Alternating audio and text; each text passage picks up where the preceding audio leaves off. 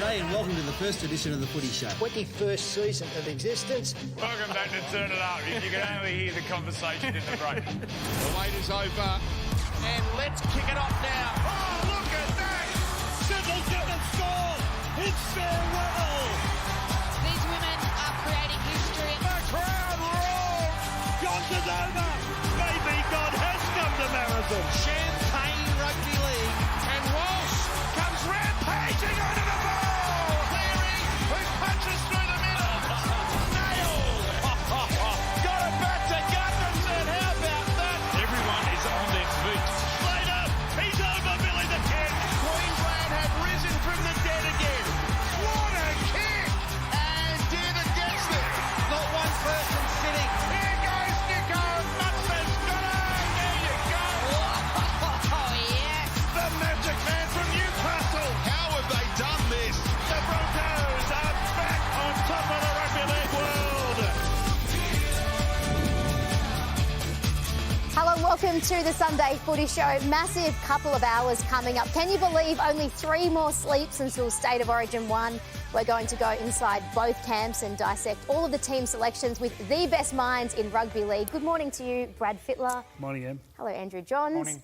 And in for a bit of balance this morning without Billy Slater is Cameron Smith. Hello, Em. Cam. How you going? You keep these two in check, I'm sure. Oh, try my best. Do your best. I like his get-up. He's gone safari. Where's your maroon shirt? I would have thought you'd have the maroon. Wednesday night. Okay. Yeah. Hold It's it. at the dry cleaners. It's going to be ready. Only one maroon shirt you've got. There's just one. You can start us off with our salutes, as you All always right, do. my salute. Today we actually got Louis Brown, who's come up with a clothing label called Earl. He's done a fantastic job. So my theme is on a very similar topic. I'm going with the Newcastle Knights. On and off the field, they're killing it. Not only did they get Iconic to support their NRLW team, they've got a streetwear brand named Saint, and they've also got some Legends tickets up there if you want to. Look at that backside, my God. It's a hungry bum. Geez, you're holding that tight. But they're just doing a great job on and off the field at the moment. They had a coaching change, they had staff changes, and at the moment they're just buzzing. The Knights sitting equal 4th on the ladder and just doing a great job leading the way in commercially. So that's Knights out, like fashion. That's their outfit. They've got a streetwear, yeah. So Kalen would have hated that day. It looked terrible. Oh, yeah. I Well, actually you need some more luck in his life, Kalen. Nothing think- going for it. He's got got a nothing. long line out the door. I spoke to him actually and said, what inspired you? What was there someone you looked to for modelling inspiration? And this is what he gave us. A few shots back in the day. Yes. Wow. Sultry. Damn. Was that a front You look mullet? like you're constipated in that one. I'm more worried about the monobrow. You've still got I can't it. believe someone didn't take the middle of my eyebrow off. I went through my whole life at school, Mum, and not once did you say, you know what, we should pluck that baby in there. Anyway, look at me now. Okay. Still got it. Silver Fox. Wow. Good stuff. All of you are looking great. Who are you saluting this morning, Cam? I'm going to go Tommy Flegler, the banana farmer from up north. He spent 1,000 days away from the Origin Arena. And when he did play a few years back, he was one of Queensland's best. So it was a long ride back. There was a moment in time there where his future was in serious doubt whether he was going to come back and play a single game of rugby league, but he's fought hard. He's come back. He's been in great touch for the Dolphins, and he's been rewarded with another Maroons jersey by Billy Slater. Bill's a huge fan. What sort of bananas? There's certain types. What types are there? Well, there's heaps. Finger bananas? Lady Lady fingers? lady fingers, something like that. I don't know. Pretty sure they're called them. Let's hope so. I don't I don't know. You think you made that up? I think they're Queensland bananas. Wow, HR Oh, Billy, committee. hasn't Billy got a rort there going on? He has. I He think used to. so. Yes. He used to do a banana ad. Well, he might be able to tip some my way now that I mentioned that. Queensland bananas, there you go. There you go. Yep. Looking for a few extra dollars. What about... My salute is the Bulldogs win the other night. We know they lost 5 in a row and under all sorts of pressure.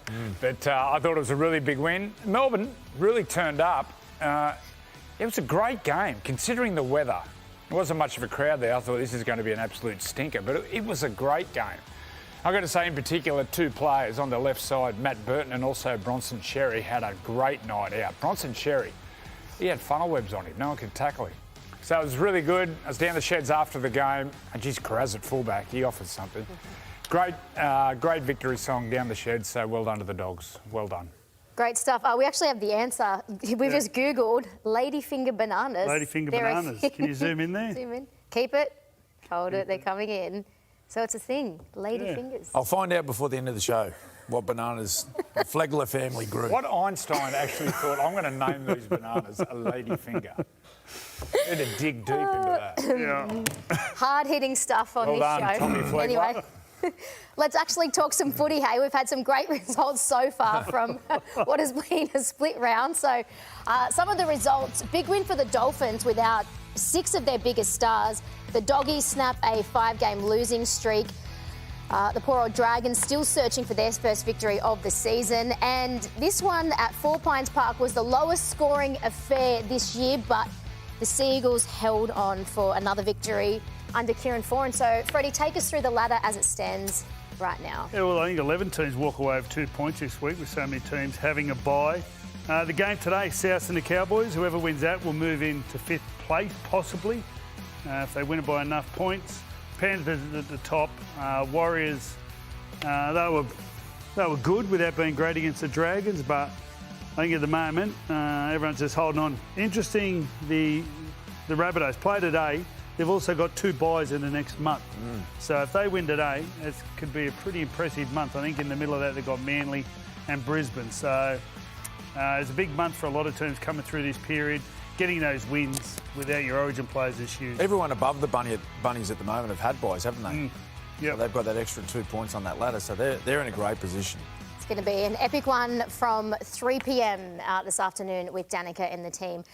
Time now for our Sunday roast, and devastating news this week. I'm sure by now everyone has heard that Jai Arrow was diagnosed with motor neuron disease and has been forced into medical retirement.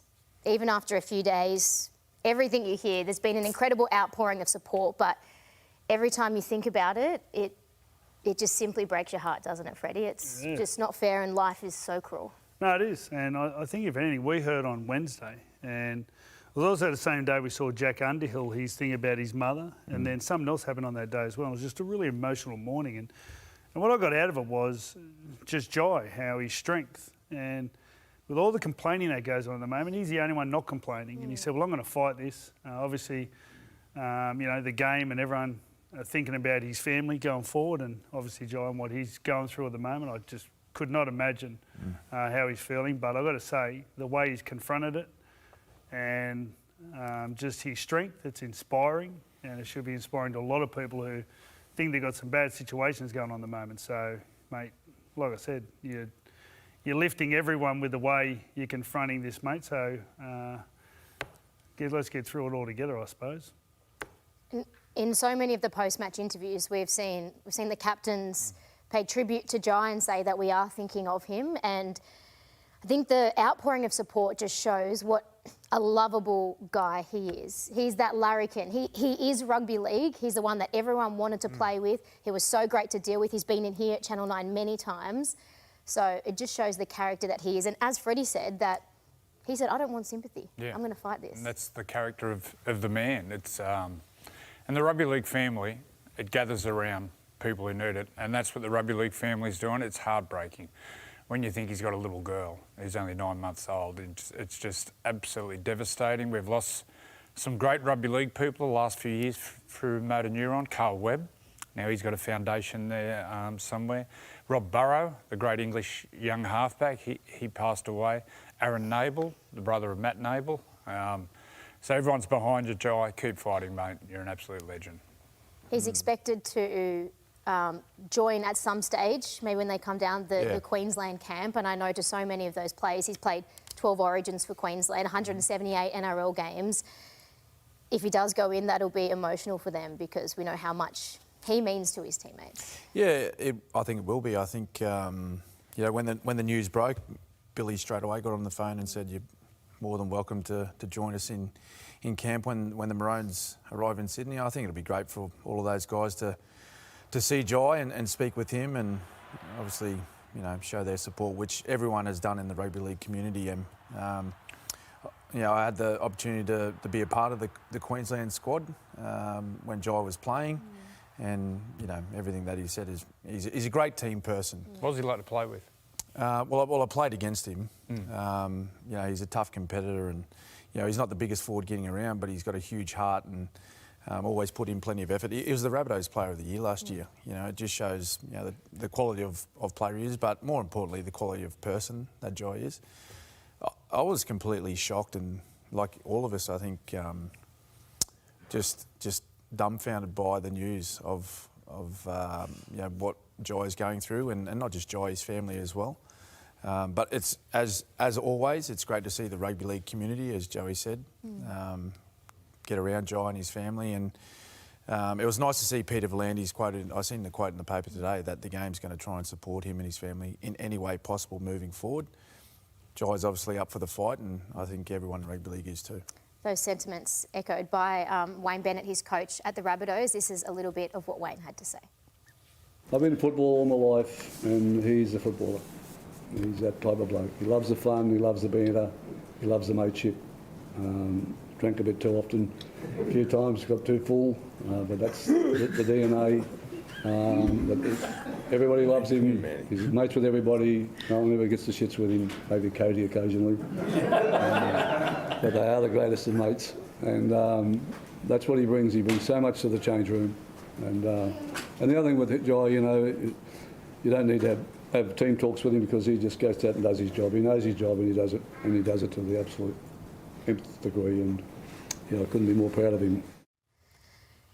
Now, Jai sat down with Danica during the week as well, so you can catch that full interview later this afternoon from 3 p.m. There's been a lot of chat about whether or how we can support him. Should we have a Jai July?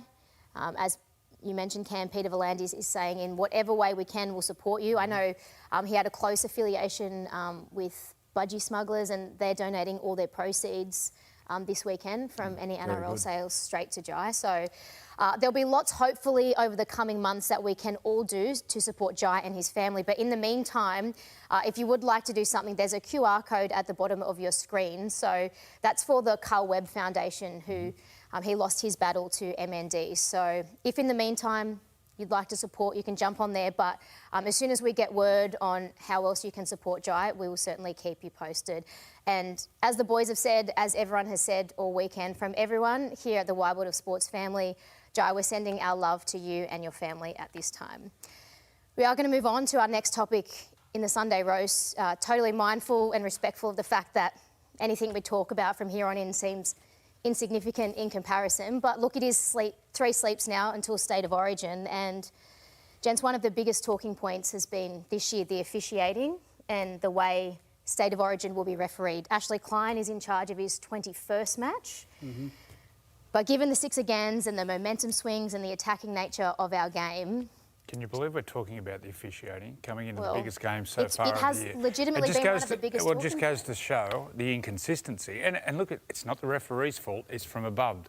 Who's putting these edicts of in particular... And look, the big one for me is the sin bins. We see sin bins for accidental contact with the head, even when players are slipping, when it's impossible to get around it. I think the escorts have gone way over the top, but the big one for me is the influence of the bunker in general play.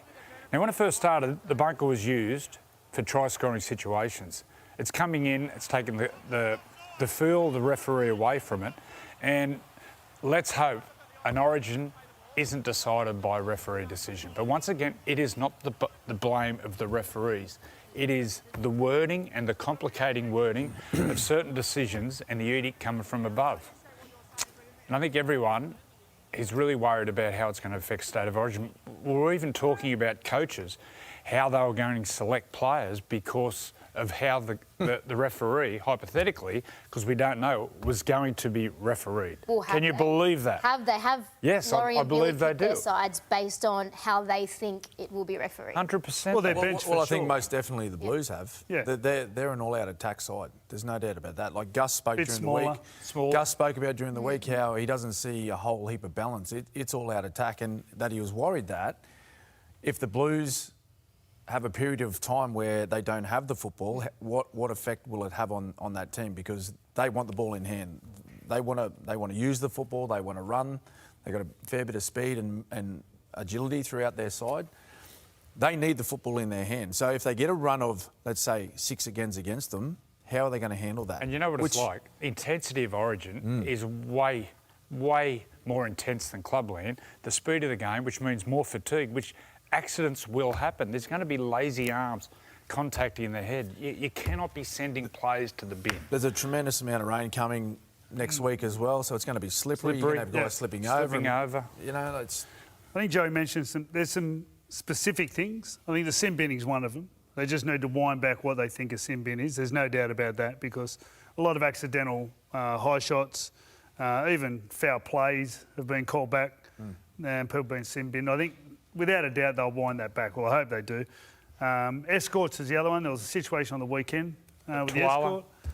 It took 10 minutes to work out. He moved 5 centimetres. Like, you know, there needs to be a benefit. Every single player is thinking about, how do I escort a player off here? Now it's about, how do I do it to the way the referees think it should be ruled? And that stage... So we need to make some common sense there. Melbourne were up by 4 points. Yeah. That would have totally changed the game. And the other one, kick pressure. I think kick that's pressure. a joke. It's got to a joke. I think just working out a way where we get the balance. So I think it's all about not hurting players, you know, looking after players, and I think that's fantastic. Getting pushed. I think Matt Burton on the weekend got penalised for pushing. You know, I think we've just got to... The players obviously also go and do your due diligence. Go and do it properly. Go and work out what the referee's wrong, because at the end of the day, they're the ones in the pressure of the game, they're going to penalise the way that they're being told to penalise. So go and do your homework. But, yeah, we could wind a few of those things back. Which I don't think it will, though. Graham Ennersley has come out during the week and said it won't change. The officiating will not change from our week-to-week refereeing in the NRL. Well, what about kickers? You did a lot of long kicking.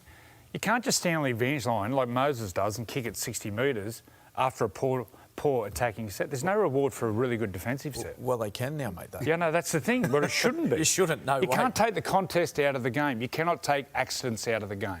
The one balance, though, you've got to understand, is more people are watching the game, more people are playing the game. So there's more money coming into the game. So at the moment, I think we've got to all balance it, because we've been part of this game for a long time, is that it's actually more popular than it's ever been. So I think it's us as viewers also getting used to the possibility of what the game's going to look like in the future. So more kids aren't playing because there's less harassment on the kickers. That's just... No, but I'm just saying, more people are going to the game. I know that. Attendances are at a record. The 6 to go. I like the 6 to go, and I've been quite bold about that, because it's open and it's fast, and I like seeing tries scored. I don't want to see 8-6 WrestleMania, but some of the things are just way over the top. You know what you got to do? Get some former players, former coaches in, and listen to their debate and what they think. Or 3 more sleeps. Are you saying you want to be involved? What with? Are you putting your hand up? Get some former players involved. As long as the meeting goes for 20 minutes. You've got a meeting every Monday, goes for 4 hours, and they review all the games. Joey's out. There's not enough Ritalin in the world for me to do it responsibly. Goodness me. Plenty more Origin chat coming up shortly. We're going to go inside both camps and chat to Matt King and Pat Carrigan. We're going to dissect a big Saturday night of footy. Lewis Brown, former Kiwi international and fashion icon, is our special guest on Turn It Up. And yes, 3 more sleeps now until the greatest rivalry in world sport.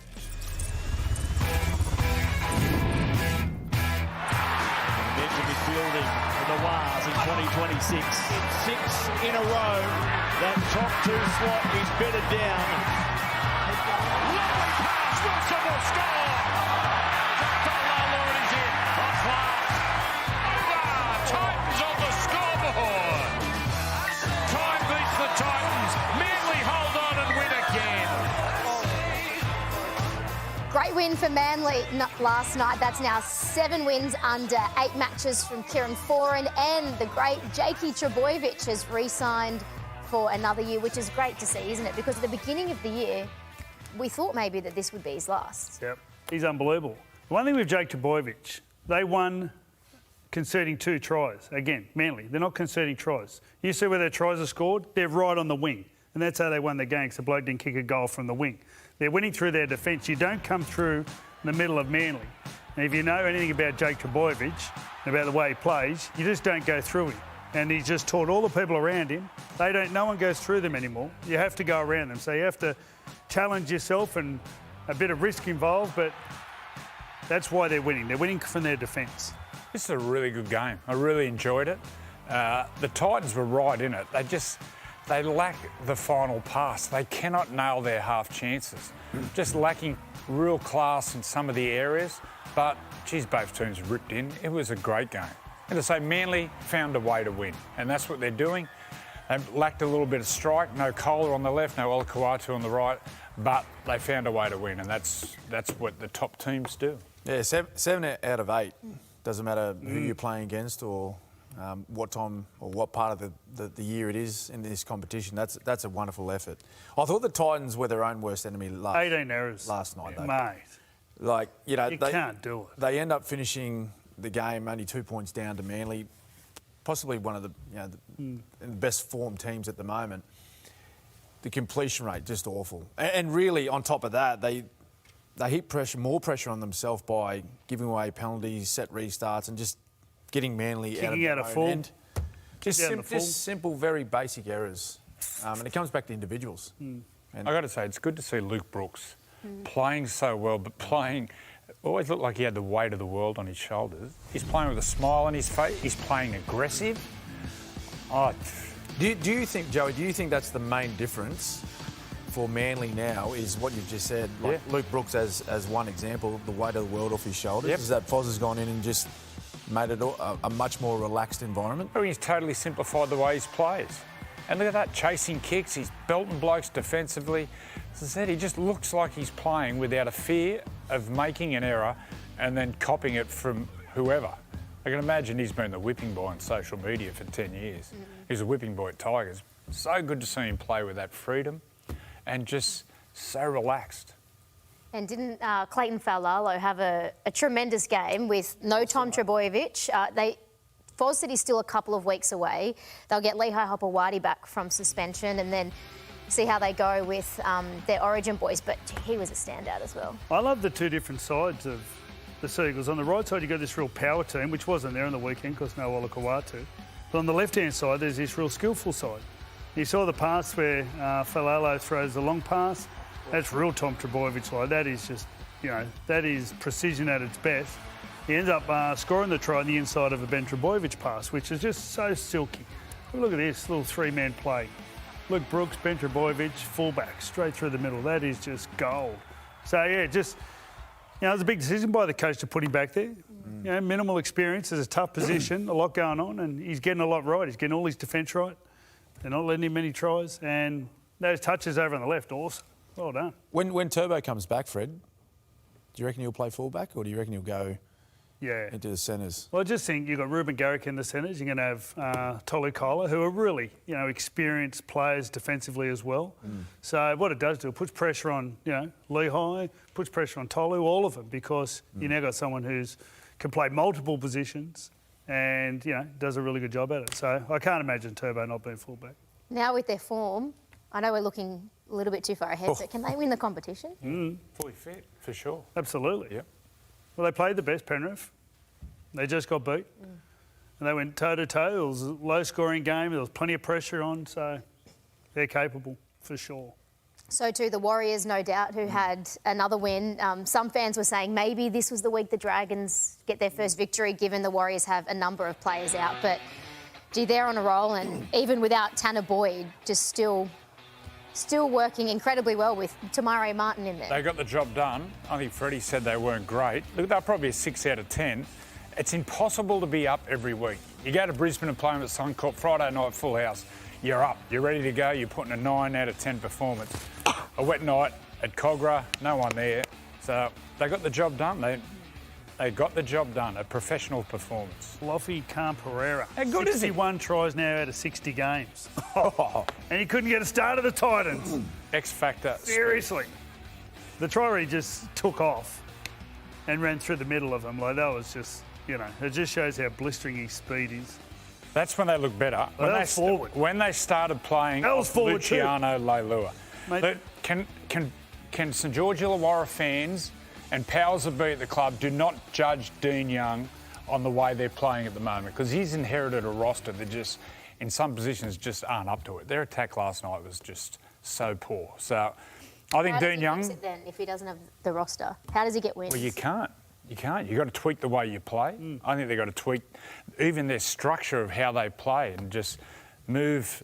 Don't just play like traditional with the lock in the middle and the halves like that and two back rows. They've got to mix it up and do something because their attack from first receiver is just sideways. There's no run threat at all and the defence isn't put under any sort of pressure. So you can't change the personnel. You've got to change the actual structure on how you play. Yeah, well, you got to address that issue with the way they're attacking. There's no doubt about that. But it's time. That's the only thing that can change that. The club has to give. Well, if Dean Young's going to be the long-term coach, they've got to give him a start next year. Now he's got Scott Drinkwater, the club. I've no doubt Scott Drink was gone there because Dean Young coached him at the Cowboys. Metcalf. There's going to be a run threat. Keon's going to be there with that really good young potential forward pack. Connor Watson for a year. Yeah. Give Dean a start next year. He needs to be given a start with some more class there. Metcalf will be great when he heads there. It's a strange situation at the Warriors with Tanner Boyd having done his ACL and then Tamari Martin slots in and did an incredible job, scored 2 tries last night.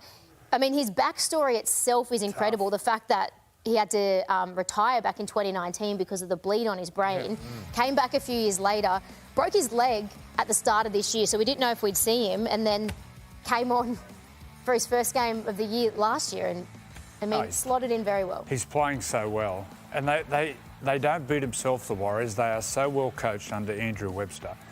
They complete high. They've got strike players out wide. As Freddy said, they've got speed and Khan Pereira. They just don't beat themselves. High completion rates, minimal errors coming out of trouble, good discipline. It's footy that stands up in big games. And you asked about Manly, whether they're a chance of winning the competition this year. The Warriors. The Warriors can do it. They're a real good chance. Good hooker. Egan, yeah. Mate, he's sharp.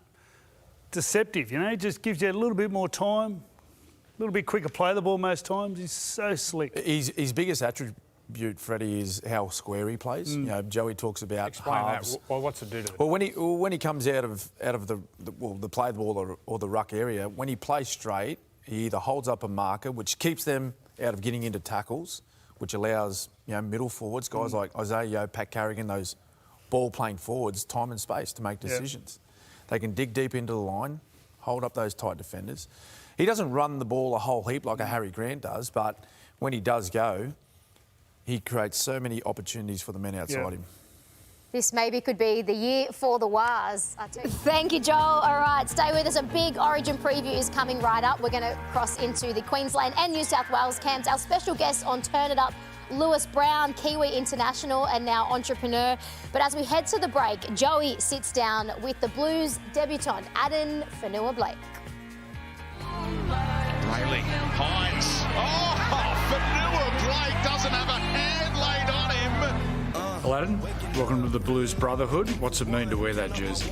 Yeah, it's a dream come true, obviously growing up watching these games, something I want to be a part of for a long time and finally get my chance and I'm stoked. People say it doesn't mean as much to the Samoan and the Tongan boys. What do you say to that? Obviously representing Tonga, representing my family, my grandparents, the sacrifices that they put in to give me the position, but to represent New South Wales, it's home for me as well. This is all I've ever known. I've only ever lived here, and to get the opportunity to represent my state, it's a feeling that matches. When you found out the rules have changed, where if you were born here before the age of 12 or 13, you could play Origin, what did you think then? I thought it was like a prank, but then I seen all the posts, and then I was sitting with my wife, and she said, "Oh, look, you're a chance now." And I said, "Oh, I want to work hard. I don't want to just assume that I want to make a team. I want to show them that I deserve to be here." And I'm just happy that I got the call from Loz. I want to repay him in his faith, and I want to do the jersey proud. Does it help? There's a few other Tongan boys in. Yeah, obviously playing alongside Hamole and Dolu, that does help because obviously I know how they play, and it definitely makes the transition to the team a lot easier. What about some of your memories watching Origin? Any games or moments stand out? Yeah, probably the first one was the biggest one is probably watching New South Wales win that first one after 8 in a row. Just the emotion that all those blokes had after the game. You could just tell how much it means to them and how much it means to the state. And you see grown men cry over a game of footy, man. It just shows that what pride and what passion everyone has for the jersey. First hit up, will that be you off the kick-off? Yeah, if it comes my way, I'll put my hand up. What do you do? Do you pick someone out and just go, you and me? Yeah, or I'm just going to just run as hard as I can, and I don't know, I'll probably be a bit of a blur and see who comes out second best. What about playing with someone like Victor Radley? Yeah, man. Brad's he's got the shoulders of doom, man. The shoulders of doom, I like that. Yeah. So I can't wait, man. I know he's going to go out there and go crazy, and man, hopefully I'm on the field when he's on the field. What about playing with some superstars like Nathan Cleary, Mitchell Moses and James Tedesco? Right, it's a sort of pinch yourself moment, you sort of don't know if you're ever going to play alongside these guys, and man, these guys are, when it's all said and done, I reckon they'll be great to the game, and to say that I got to play alongside them is going to be definitely a highlight in my career.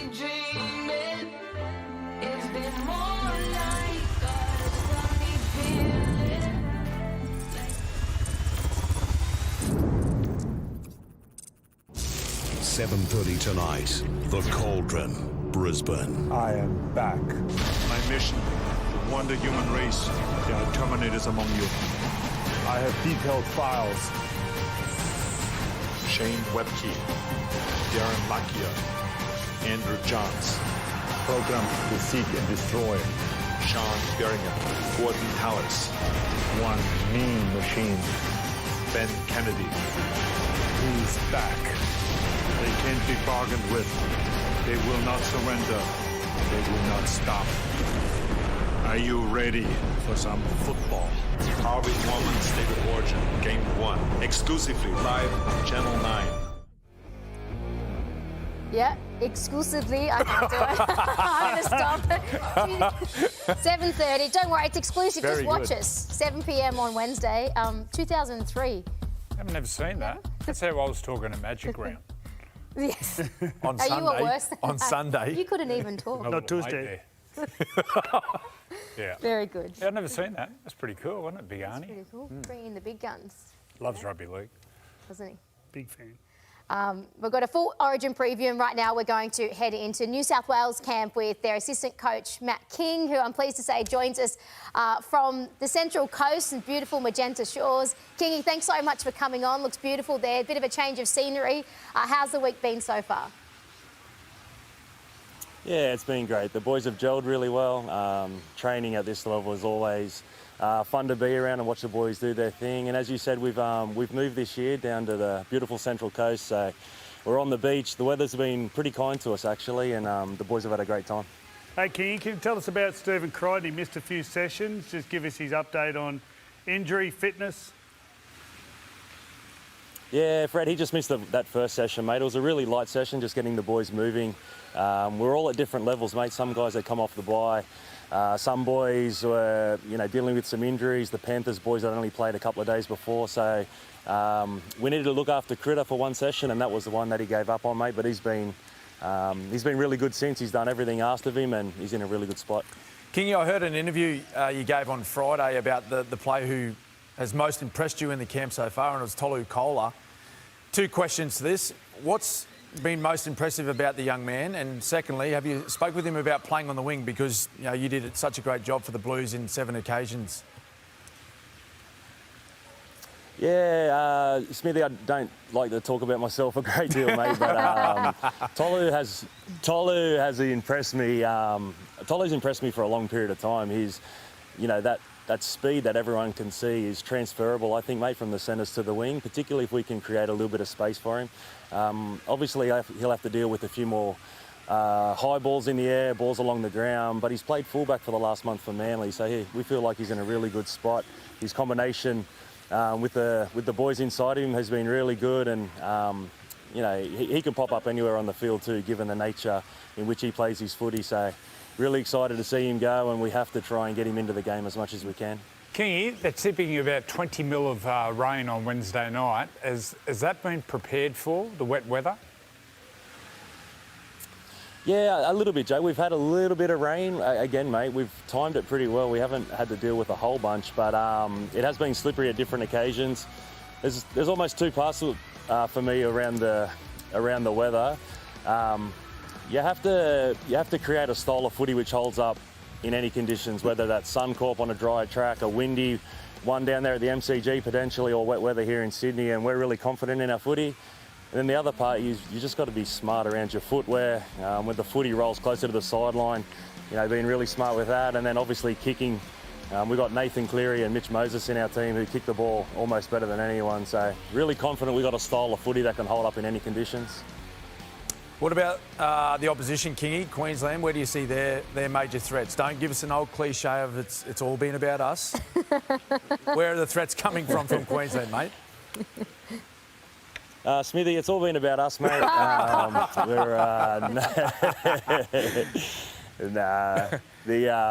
Mate, their spine is really dangerous, obviously. Harry, Cameron and Kalen have been at the top of their game for such a long period of time, and then you drop someone like Sam Walker in on that mix and the danger levels just go up for us. So, Smithy, you know better than anyone what wins Origins, and it's all around your defence and your effort. And if we buy into those two areas, hopefully we can shut down their biggest threats, which I think is their spine. I want to ask about Reece Walsh, but you're going to give me another political answer. What I'm going to ask you about is the golf course behind your head. Who's the gun golfers? There's a couple, actually. We had a closest to the pin there the other day. Tony Staggs actually won that. Tony's rocked up. He had the silky golf shoes on, so we knew him for a bit of strife, and so he took that prize away. But the usual suspects, the guys who are good at ping pong and handball and cards are also good at golf. So Tedesco, Moses, those guys have been playing a lot of golf. Boyd Cordner too, don't worry, he's on our staff and he hits the ball well as well. Kingy, if it's going to be wet, you're probably going to have to get your tries off kicks. Now, Sammy Walker does it better than anyone on debut for Queensland. You coach him at Clubland. How much intel does that help?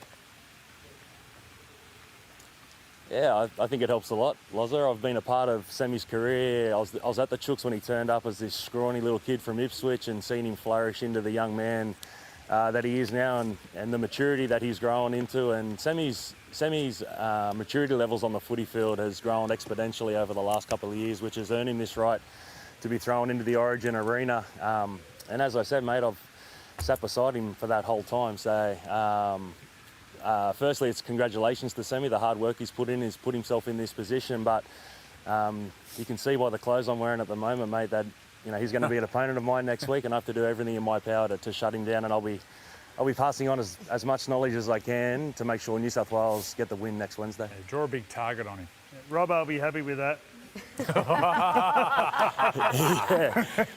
happy. He'll be texting you right now. Does he watch this show?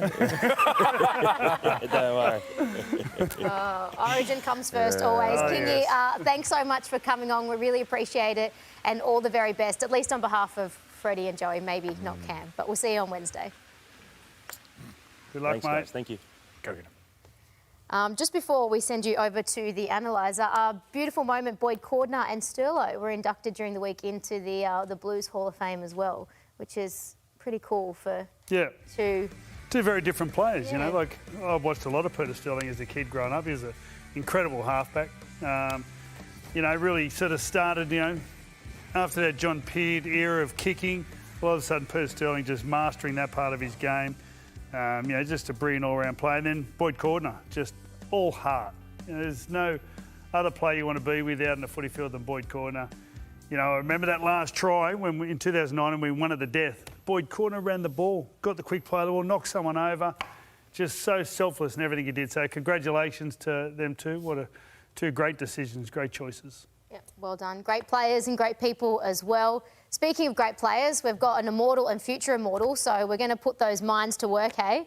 There's immortal behaviour every Thursday, but we want a bit of that right now, please. Break down some of the attack we might expect on Wednesday night. Well, I'm going to talk about Nathan Cleary interchanging with Moses. One playing first receiver and then they're swapping around, one playing second receiver. Now, Nathan, we all agree the last 20 minutes of this grand final was the greatest performance by a halfback in a big game. Now, this one here, he's at second receiver or second layer, the way they play. And you just see him looking up here. He's looking up to some space. Jack Cogger goes into the line and just watch this defender here start to sink in, Kurt Capewell. And when he does sink in, look at that space there. Nathan sees the space and then he straightens the attack and Ezra Mann ends up taking a dummy. But he looks the space, show and go. Moses Leota scores. That turned the game. That was the start of 3 tries when Nathan put an absolute clinic on. And the other one is Mitchell Moses in the decider. Now, in Origin for mine, you need one ball player, and that's a halfback on the line, on the advantage line. And then, once again, Nathan and Mitchell Moses can interchange. Now, this is the time when Mitchell Moses stands up. Now, identifies this defender coming over late, and he comes up sideways.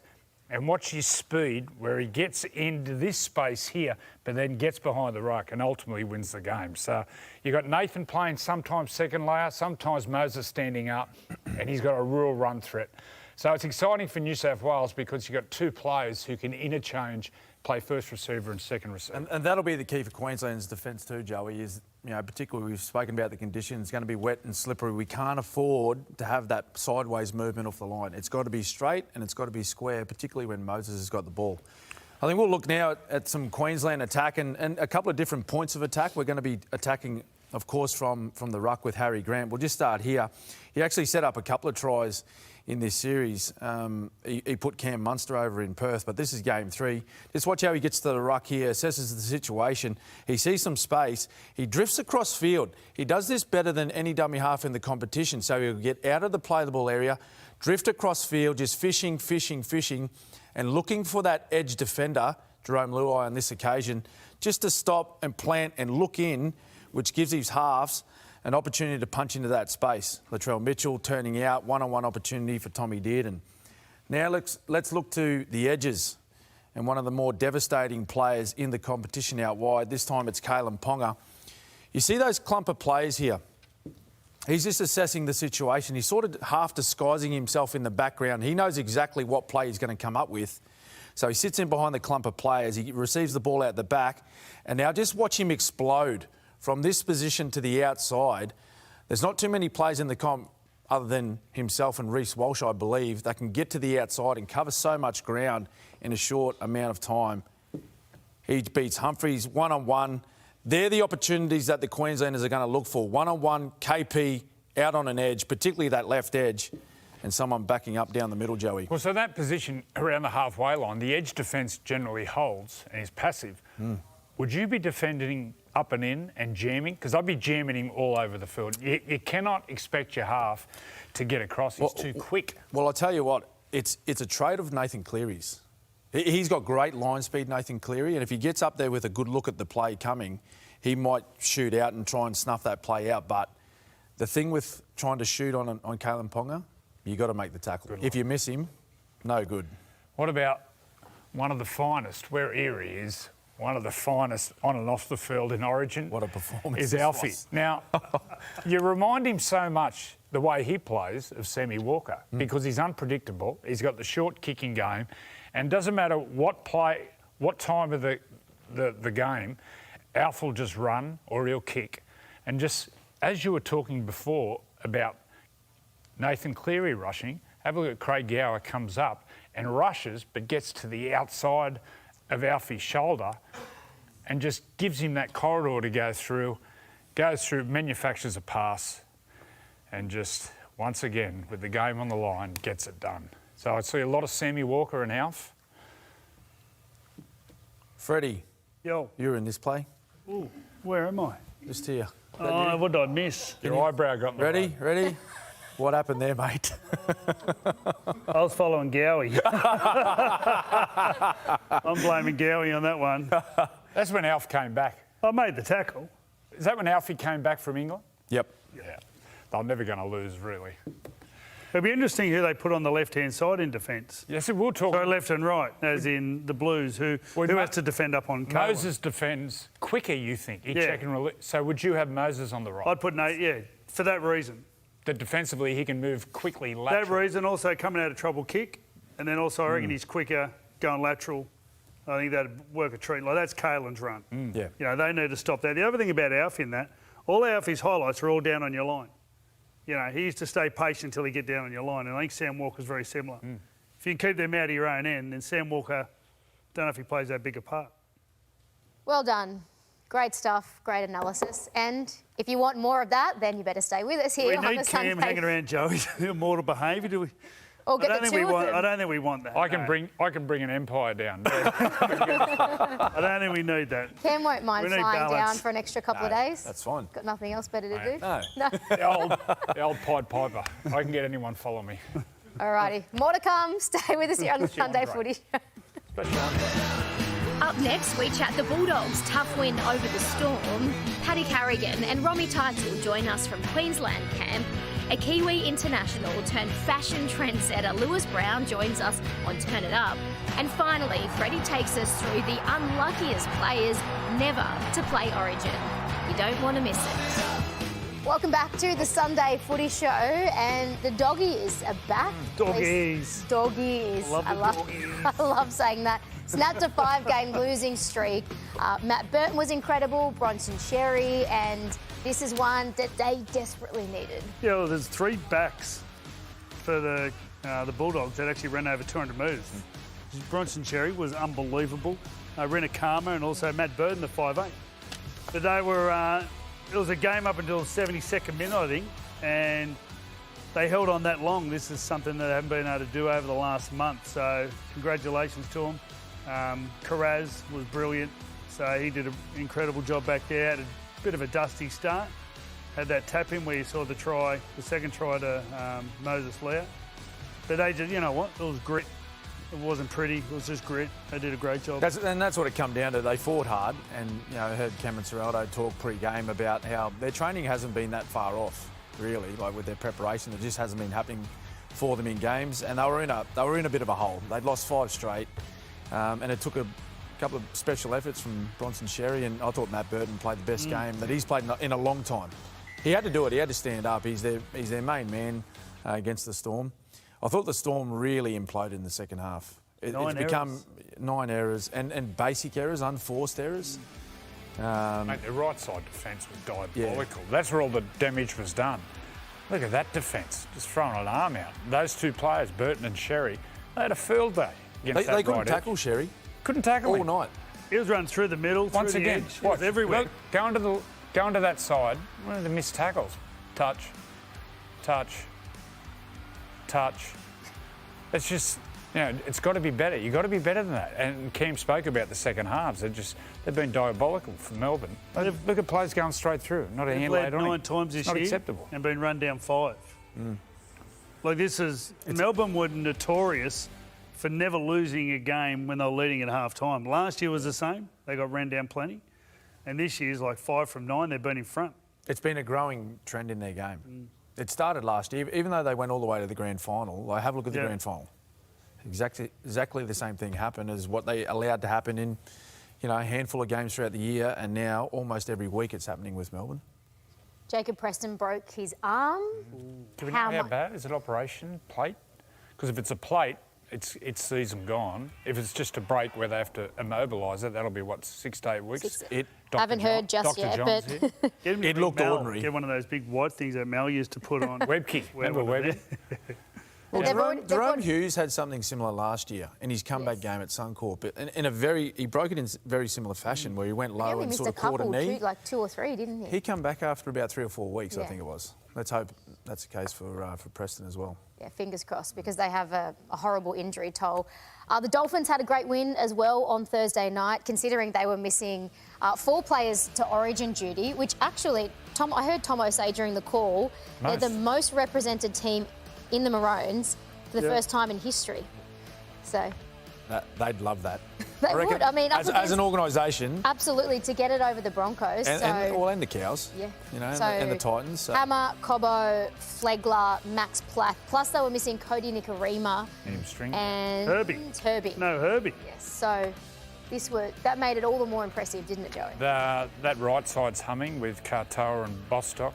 But the worrying thing for the Raiders, they've lost a close one again. This one went down to the wire. I know it was 30-22, but It was very close. Ultimately, this won him the game, Brad Schneider, with an unbelievable try. Yeah. But it was on the back of Izzy Katara. I'm talking about other clubs who are running sideways. He's as straight as a gun barrel. He's ball playing. He's the best in the competition as a halfback. I know it's just I keep talking about him, but Did you go and watch his highlights after it?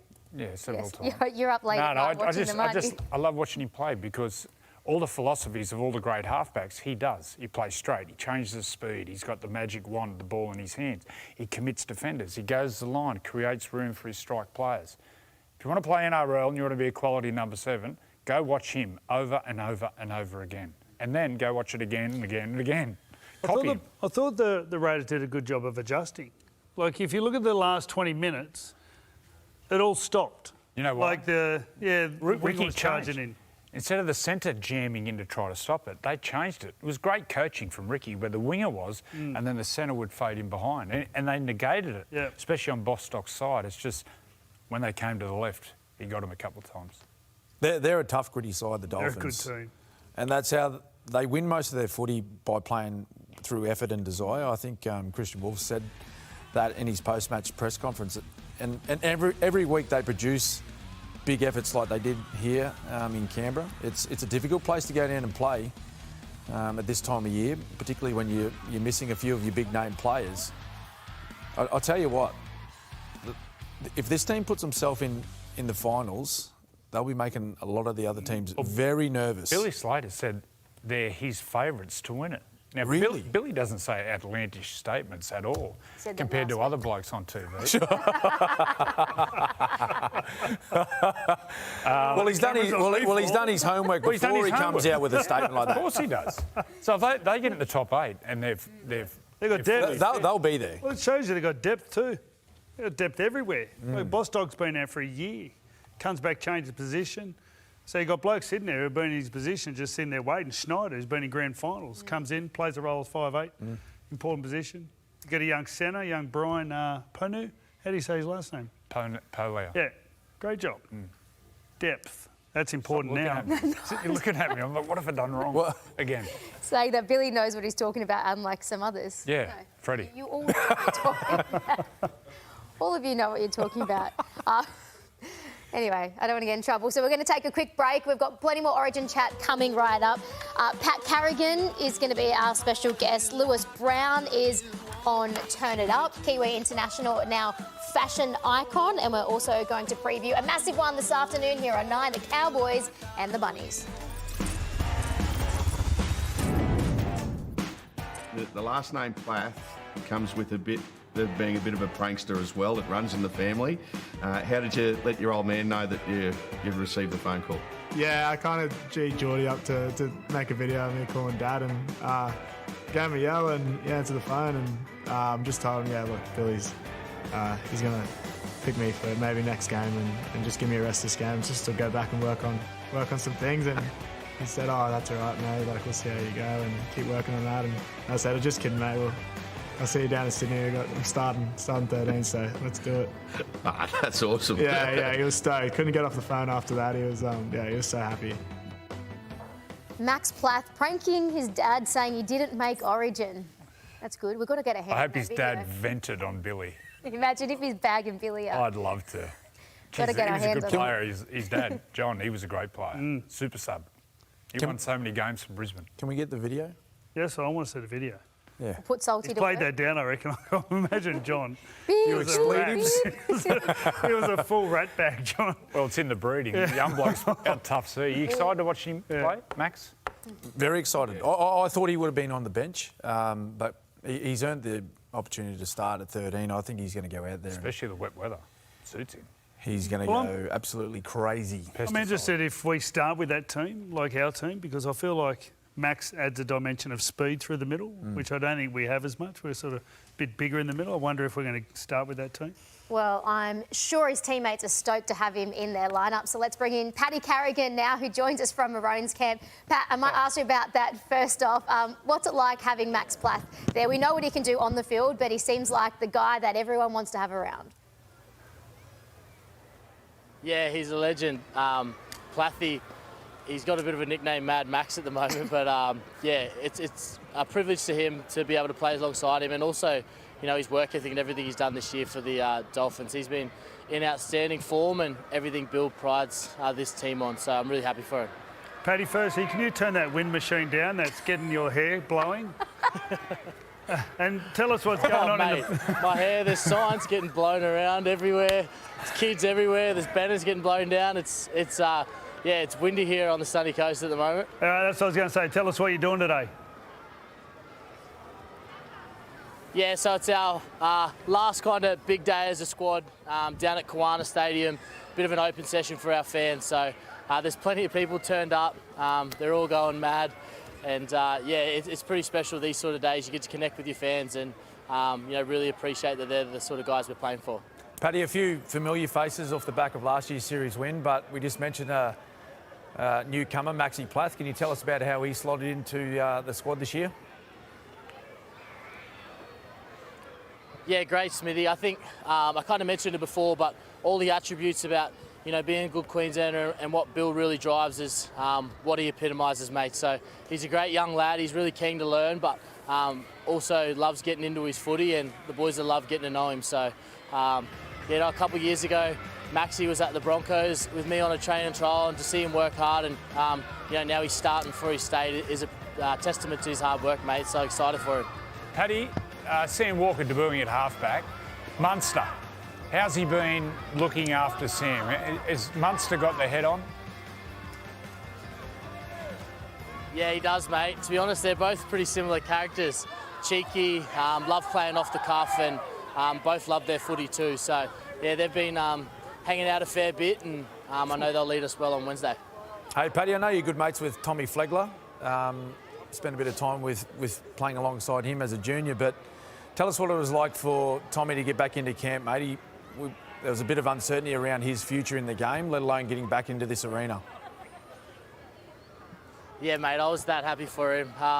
Obviously, we had a pretty close relationship starting as kids at the Broncos, and stayed in pretty good touch. Still one of my close mates, and to see how hard he's worked, and he had a few tough conversations that about everyday life and his shoulder function and that sort of working, let alone working so hard to get back and play first grade. So, the big fella's a straight shooter, but to see all the boys' faces light up when, he got the opportunity to come back in, and he doesn't show a lot of emotion, but I know he's pretty proud to be able to be in this position again. I'm sure you've done some video on the Blues, mate. What are you expecting, and who are the dangers, or what are the dangerous parts of their game?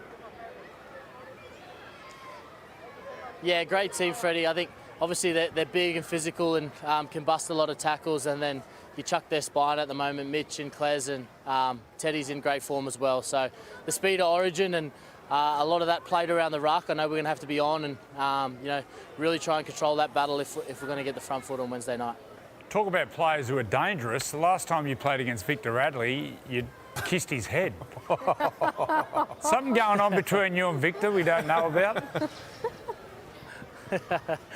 Nah, just a bit unlucky, I think, that one. So, yeah, obviously, the new rules is something that everyone's been pretty passionate about, and I think a lot of New South Wales fans would have been wanting to see him play for New South Wales for a long time. So, it's great for the game, and excited to get out there Wednesday.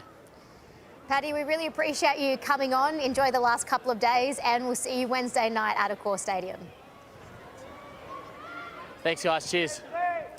Pat Carrigan-Maroon stars there. What about the hair? The wind machine was just on. We're talking a lot about fashion level. shoots. He looked like he was Can front rowers have hair like that? Where's Blocker? Let's ring Blocker and just see what he's... Times have changed. I wish I had my long hair again. How are You your can grow it and eyebrows do with some that of hair? your modelling shoots again. Yeah, the eyebrows. They used to hang long. Okay. Hairy man, goodness me. Stay with us, more coming up on the Sunday Footy Show, including a really special feature with the Goanna Academy and our great mate Greg Inglis.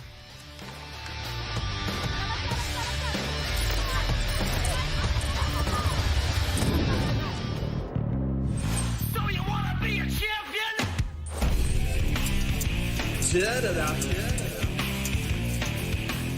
Well, turn it up today. We've got a special guest, Louis Brown. Boys, how are we? Good Fashion extraordinaire. Hey, Louis. And a member of the 200 club playing NRL game. One short, my bro. One short. 199. But yeah, you know, it happens. But feel very grateful to be at a desk with who I class in my eyes as a lot of heroes in my eyes, and got to play against you, Cam. Got to get coached by you, Freddy, and we've met each other off the field, Joey. So very grateful to be here with you all. And in my eyes, you're all the goats and the greatest of all time, and appreciate you having me here. Christchurch boy from the South Island. Yeah, the 03, bro. Otatahi, they call it. And I'm very proud. Like, you know, like it's when I was a young boy, it was very, very hard to get out like of Christchurch to play NRL. You know, it was a rugby-orientated town, and to the point where our numbers like dwindled. So we had to change like junior rugby league, put it to a Monday night, and then I'd get to go play rugby on a Saturday with my Belfast boys, play for my junior club Riccarton Knights on a Monday night, and then you know, that's how it went. And then got to the age of 13, 14 where I had to pick. It was either go to private school and chase that rugby dream and give up rugby league, but it's always been ingrained in me, the game of rugby league, and it's a working class game still in New Zealand, and it still is today, and that's why I'm so proud why, you know, the Warriors are taking a game back to Christchurch, because the people deserve a game back down there, because they've been through so much, and they're finally opening a new stadium down there. For a long time we never found the funds to, you know, give the renovations to Rugby League Park down there, which then became Orange Dairy Stadium when the earthquake happened. So we're going back home soon to celebrate at One New Zealand Stadium, the solidarity, yeah. Your greatest asset was you're so versatile. You actually, I reckon, played more positions, especially at Test match level, than any other player I've ever known. You played in the centres, you played in the halves, you played in the back row, you played hooker.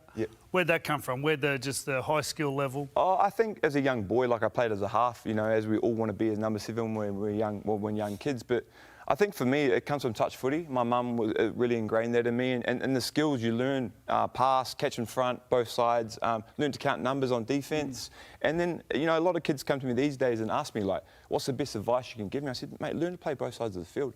Don't be kept in a box, and that's on the field and off the field. Like, you know, play both sides of the field. And, you know, for me, I had a really nice conversation with Steve Kearney the other night, who I presented a pair of my boots to, because I wanted to give it to people that have helped me with my journey, made me feel belonged, like I belonged in that situation or that environment. And something that he told me as well is, like, you know, you're picked on, you know, being a good human too, but you're also picked for your versatility. And for me, you've got to be versatile in life as well. You've got to be, you know, willing to, you know, get uncomfortable. And some of my most uncomfortable moments in rugby league was sitting down in the centres at Mount Smart Stadium and having to mark the likes of, you know, Michael Jennings and people with footwork. You know, that was vulnerability for me when I played rugby league, but then I hop off the field, and vulnerability to me now is learning that my purpose in life is now greater than the game of rugby league individually, and I'm going to try and open doors and trying to go against the grain and speak up about, you know, mental health and stuff like that. But the versatility, Fred, it's something that got me into teams, and it's something that I really, really try and like install in kids these days to learn to play both sides of the field. Young boy growing up in New Zealand, rugby union dominated sport in that country. Who were your heroes, or who did you look up to want to further your career in rugby league? I think, you know, the little boy in the front lawn, which led into the boot, was Alfie Langer. You know, I was not a lot of people know, but when I was a young boy, I actually wanted to play for Queensland over the Kiwis, because for me there wasn't a team in New Zealand. Well, there New wasn't. Zealand's in Queensland. But then Stace came along. Obviously, Stacey Jones, the little general. You know, I wanted to be that. You know, he was little, but you know, little in stature, but huge in mana, and like that's who Stace is, and you know, he lit the rugby league on fire in New Zealand, and then as it went on, you boys sort of come through, and as you aspire to be the best in the game, around as you, Joe, you as Cam, and also you as Freddy. So, you know, for me, the heroes were the people that went before me and laid that foundation for me to understand what path I needed to walk. So tell me about when you got the opportunity to pull on the black and white jersey. What did that feel like? What did that mean to you and your family? Oh, I think for me, Cam, like, you know, that was a Test footy for a Kiwi player, like, is the pinnacle. That's our state of origin, you know what I mean? And I think as a young boy, I've never been given anything in life. I've always earned it. And, you know, like, it came so quick. You know, I was a young boy that missed out on a lot of rep teams as a young boy, but I just lent on really hard work, and that was instilled in me from my mum, not by words, but by action. And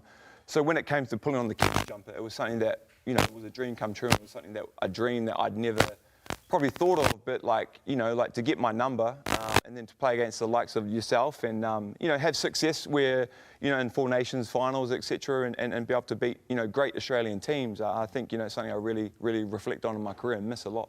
You've gone into the fashion world with your company Earls, but also you design. You spoke about the Mana, which is very much in the mouldy culture, and you've designed jerseys and also boots. Yeah, Tell us about that. What it means to you. Yeah, I think for me, like I've realised that I want to be able to break down walls and you know, go ahead and try and help young people understand that this young generation, that when the final whistle does go on your career, you can do anything. And that comes down to imagination, and that comes down to dreaming, but also turning up for yourself. But also for me, like being able to go back to the club, that gave me an opportunity to live my dream, and to be like breaking down a wall and bringing back an ex-player that not in only a coaching realm or a training realm or also a management realm, but he's come back in a creative way. So I've opened up a door there to realise that, hey, we're just more than just athletes, you know, and it was something that I really, really, really loved doing. And, you know, in terms of the boot and the shoe. So look at one of the boots, Joey.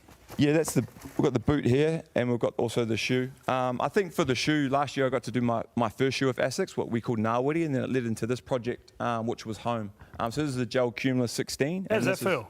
Oh, I think for me, Fred, like that's something, yeah, to be able the name on it. to be aligned with a brand like ASICS, it's amazing. But to be able to get, you know, to be able to do the first ever rugby league boot, you know, I felt a lot of bit of an imposter syndrome, and that's probably there's people at this table that I respect so much that you boys should have had your own boots, but that's just because I respect the way that you allowed me to believe in and showed me the way to play the game. So.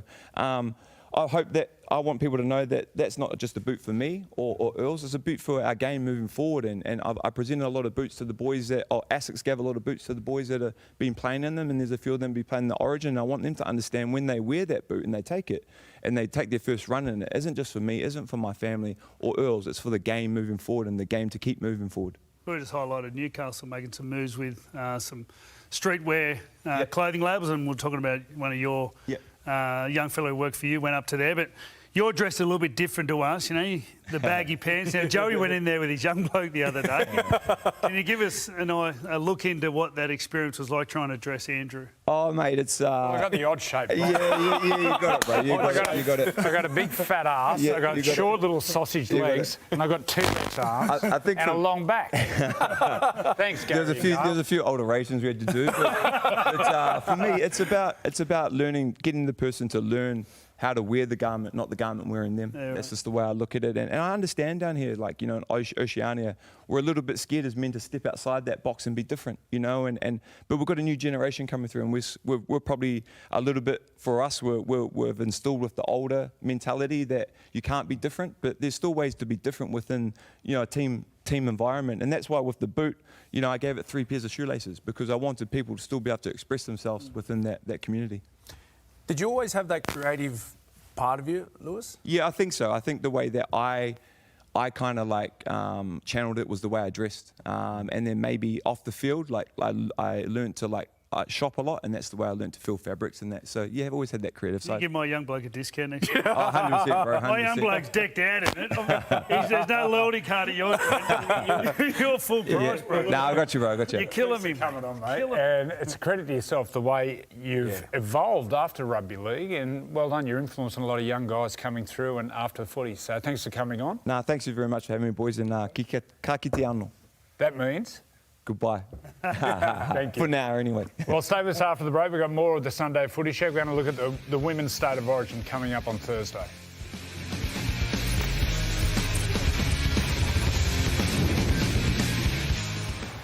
Big game coming up this afternoon, live and free here on 9. The Cowboys hosting the Rabbitohs up in Townsville. So Danica and the team will have that one for you. Storylines galore, despite the fact there's a few missing to Origin duty. Speaking of Origin, we have Game 3 of the Women's Series on Thursday night up at Seabus Super Stadium on the Gold Coast. And I'm very pleased to say that Maroon star Romy Teitzel joins us now from beautiful Broadbeach, I believe. Romy, thanks so much for coming on. We really appreciate it. How's the lead-up been? Because we know the Blues have won the series, but there'll still be so much to play for, and no doubt you guys will be desperate to avoid that whitewash. Yeah, definitely. We're up here at the Gold Coast, so have some beautiful weather at the moment. There's been a few showers coming through, but wet weather is nothing new to us for State of Origin. And you spoke about the Blues taking the series, but for us, the focus, and Crossy's led that hugely, is just on us and how we know we can play footy and finishing our series strong. We put ourselves in this position last year, which is, again, very disappointing. But as a playing group, it's up to us how we want to reflect what we're about, and for us that's to play some good footy on Thursday night, go away with the series win and lead into NRLW very strong for our clubs. What have you learned from the opening 2 losses about New South Wales? Oh, they're competitors. We knew that straight away, and we know that Strangey coaches those girls very similarly through their NRLW season with the Roosters and brings that into their Origin series. And they were strong. They were very strong in the outside backs, and we knew that they would take a lot of carries. But we just turned the footy over way too much. We hurt ourselves in our error count and weren't able to capitalise when we did score some points. And we came really close in both games, which I think makes it a little bit more heartbreaking and disappointing. But we know we can be better, and we need to show that on Thursday. I feel like when you look at the Queensland team, it was always a bit of a transition. A lot of losing a bit of experience, and you get a lot of young players coming through. Can you give us one of the players that has sort of stood out to you that you feel like is going to be wearing a Queensland jersey for a long time to come? Yeah, it is a bit of a transition period, and we've got Crossy on as the new coach, and we knew that this was coming, and it's come pretty quickly, and it's come with quite a few debutants for this series, but there's no better way to do it than to bring them all in together, and they've been great for us. They've brought a lot of energy, but I think it's pretty hard to argue against the game that Rory Owen had the other day. She's a smaller body, but she creates a lot of energy for us. She's very powerful. She's a ex-track athlete, actually, and a 400-metre runner. So she's been very powerful, but I think she's going to be here for a long time, along with Shantae and some of our outside backs too. We have some very great young talent coming through, and it was bound to happen, and they've all come in at the same time, so it's very exciting. Hey, Romy, what do you guys need to do better game 3? Because, you know, watching the first 2 matches, it could have gone either way, really. New South Wales ended up winning both games, but you've been right there at the death, you know, in the final stages of the game to try and snatch a victory. What do you need to do better in game 3 to get the win?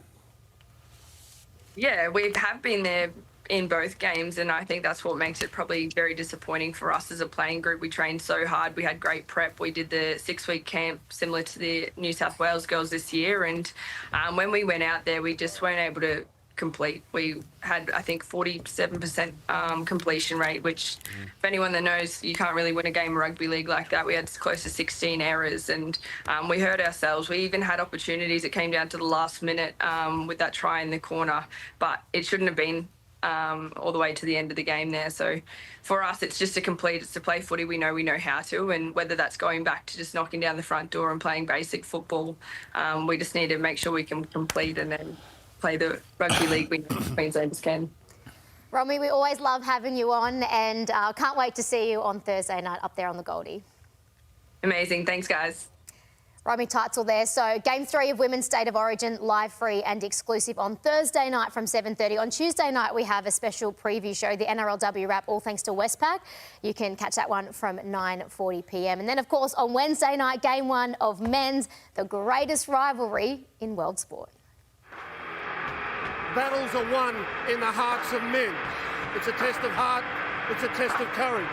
It's what you will sacrifice, it's what you're prepared to endure for you, your teammates, and most importantly, your state.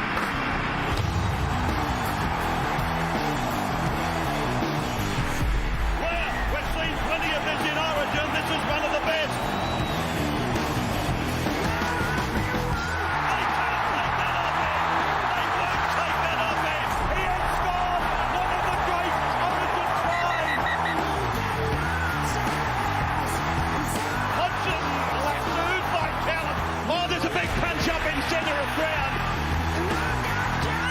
Nothing meant more to me than winning State of Origin. Queensland have captured a victory to stand alongside Eddie in Origin's 45-year history. Welcome back to the Sunday Footy Show and another edition of Freddy's Pass Off. We have some very special friends from the Beacon Hill Bears. Now, they're out of order. Let me see if I get this right. Hugh, Zach and Eli. Is that right? Yeah. And Chet here as well. And it's just down the road from you. Yeah, try and tell us about the club, mate. Beacon Bears, just a local junior club from the Northern Beaches. Fantastic 2 mums that actually run it. Big hats off to our Bonnie and Han. They do amazing work at the Bears there. Small club, under 6s to under 11s, but mate, it's more like a family down there than a club. It's epic. So big hats off, but to all involved and everyone who runs the club, you know, all the volunteers, big hats off to them all. It's fantastic down there, so it's unreal. Volunteers, mate. Unbelievable. The game doesn't happen without them. Well done. You ready? You pumped? How'd you go yesterday? You played yesterday? Yeah, Louis how'd you go? first. Louis very good. No, very good. You're first. Been a while, bro. It's been a while. Right to left to start. Hey, I know, over here. I know when he was over here. Pressure. Go there. You win the ball goes to. 2, 1. Quick. Go. Yeah, quick, Louis. Go, go, go. Come on, you should play dummy half. He's trying to the back row. Hey, get the ball, lady. Get the ball. Come on. What he's doing? Come on. Yep, good boy. That's it. Yep. Oh, well, yeah, you're Where's this dummy half service, Joe? Go again. 15 seconds. Go. Hey, Fittler. Oh, yeah. Nice. Mate, you got a bag full of balls there. 5 to go before you swap. What are you doing? Other side. I'm waiting for the ball to come over here. He's just dodging. Swap You haven't done a sides. thing. Swap sides. I'm waiting. He's doing nothing. Boy, something. Oh, something got 20 over to it. go. Oh. Boys, I've got no balls here. Yeah. Something. Louis. Little fellas, throw it back to Joey. Quick, get the balls. Get the balls. There his way. There we 10 to go. go, Louis. Don't fatigue, Louis. Look at you. Fatiguing. Yeah. It's the knitwear's getting hold of me, boys. It's the knitwear's getting hold. You need to get out and run, mate. 2. Come on, Louis. Down that. Oh, might as well. Not bad. Not bad. It's been a while. Someone needs to give me mouth to mouth. What about the help? Like that? Not fit, like, with his tongue All in. right, you get 20 seconds. Coming on this side. 20 seconds each. Who's to go first? Zach, where do they go? Freddie? Yeah, Come here, All right. from the beat. that line. Piping through, boys. I need one of you over here. 20 seconds each. So get ready to come straight in. I'll grab you at the end, all right? Ready? Go. Go. Good. Yo. Yeah. More. Quicker. Yo. Yeah, nice. Quicker. Yes. Oh, good stuff. And again. Zach is killing And it. again. Very good. Good Yeah. ball. And again. 10 seconds to go, Zach. And again. You signed up with anyone? I go to Newcastle. Hey, Zach. They play with young Dylan Walker's young bloke. Yeah. One. You're in. Go, go, go. Go, Huey. Go, buddy. Whoa. Here you go next. Yes. Oh, yeah. Yes. I got the spirals. Don't worry about the foot fault. Get behind the line, you cheat. Oh, well. Let him. It's a bit hard for him. Mate, docs are on the Tough love, phone. never 3 hurt seconds. anyone. He's only 5. Yes. All right, Eli, you're in. Go. Go, Eli. Go. Good boy. Nice. Now we're going to half back here. Half back? Oh, don't. Oh. First and second. Yes. 10 seconds. Yes. Oh, yeah. Go, Eli. Yeah, Eli. Fire it. Mate. Yo. 5 seconds. Go. One more. 3, 2, Another one. one more. Go. That's Yes. count the last one. Well done. Stop it. Come in, kids. High five, boys. Bang. What about The camera. Freddie called the kids? You can't say they're cheats. Mate, you're creeping. They can do what they The want. line's there for a All right, round of applause. Well done, the Beacon Hill Bears. We're going to have the leaderboards after the break. And Louis, thanks so much for coming on as well. We'll see everyone very shortly here on the Sunday Footy Show.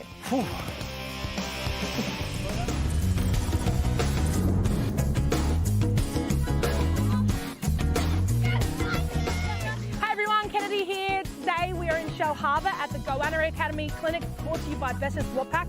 Today the NRLW stars are around and about, helping our next generation of stars learn more about rugby league. As you can see, a packed day full of kids, 350 to be exact.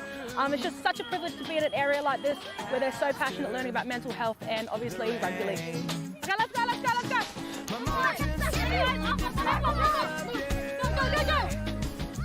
going to grab one of the stars herself.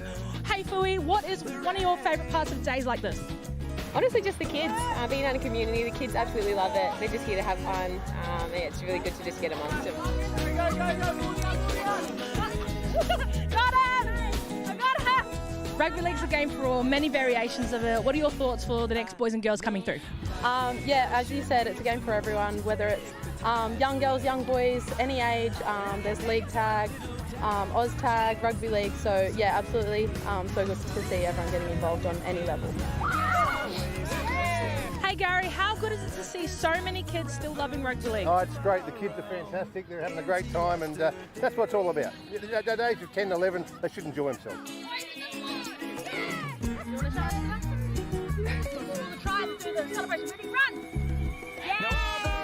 I'm here with Rabbit and Ari. What is your favourite thing about footy? Bora. Let's go! I'm here with the big man himself, Greg Inglis. What does it mean to you to have 400 kids down here loving rugby league and learning about mental health? Yeah, look, it's fantastic. You know, we've been brought down here by B6 Wutpack. They're building a hospital just up the road here, so 400 kids. Great facility, great turnout. Hope the kids just have a good day. I need a tag. Oh. And that's the wrap at the Goanna Academy Clinic here in Shell Harbour. Back to you guys in the studio. Bye! Great stuff, Kennedy. She's a media superstar, star on the field. Well done to GI and all of the incredible work he's doing behind the scenes. Makes a big difference, doesn't it, going out into... and having a figurehead like GI. GI has been on the last couple of hogs rides. You've got to see the reaction when we get up, especially when we get up north into Queensland. It is incredible. So, yeah, does a great job. Great bloke to be around, good company. And a shout out to Elise as well, his beautiful wife, who works here with us at 9 and does a lot of work behind the scenes as well. So we love you, Elise. Leaderboard time for Freddy's pass-off. Drum roll. And this is for the Legends. Where is he? 7th, Lewis Brown. Mate, it was a hooker. You're saying he should have been up further should up? have been higher. I'm not sure Maybe if his near service. Robbie. He was blaming service. So he was And looking for at our John. friends from Beacon Hill, they're 8th. 8th. So great stuff. Well done, Zach, Hugh and Eli, doing all of their friends and family very proud. I'm sure they were all watching. The Savo big game up in Townsville from 3 p.m. Rabbitohs, Cowboys. It's going to be a cracking game. I can't wait. Be awesome. Point shootout. The one thing they talk Drinkwater about as v it plays Cody. out, Cody Walker, Scott Drinkwater. That's why people are turning up to the footy. Just watch them two. They're the best. I got Cowboy. Yeah, I got Cowboy. They're playing some pretty good footy at the moment. Good strike out wide. Tom Chester. Geez, he's a good player. Fast Purdue. centres. Aggressive. He's aggressive. Yeah. He's a really good player. Purdue. So is that 3 from 3 Cowboys? Tamalalo back. He's back. Yeah, I'm a Cowboy. Yeah. 3 from... You're a Cowboy. I'm a Cowboy. Brokeback For Mountain. this afternoon. Only if you go down. What? What? What are you talking about? You're talking about mouth to mouth. Got to buy me lunch first. You were talking about mouth to mouth before. I wouldn't get mouth to mouth off him. Goodness me, it's 12:56. It's taken us a while to get silly. We're going to wrap it up in just a moment. Episode 2 of the Stories of Origin podcast out right now. It is Billy the Kid reminiscing on 2004, that iconic moment. And Quite a try. Quite a try. Absolutely spectacular. Speaking of spectacular, what about our lineup this week? 100% footy, NRLW wrap and Freddy in the 8th Tuesday, Origin Wednesday, Women's on Thursday, and then we're heading to the Shire on Friday. Footy fans, we have you covered. You pumped up and ready to go, Joey? Yeah, I'm starting to get real nervous. Are you? Yeah. I was nervous in February when we started talking about it. Are you feeling confident? Yes.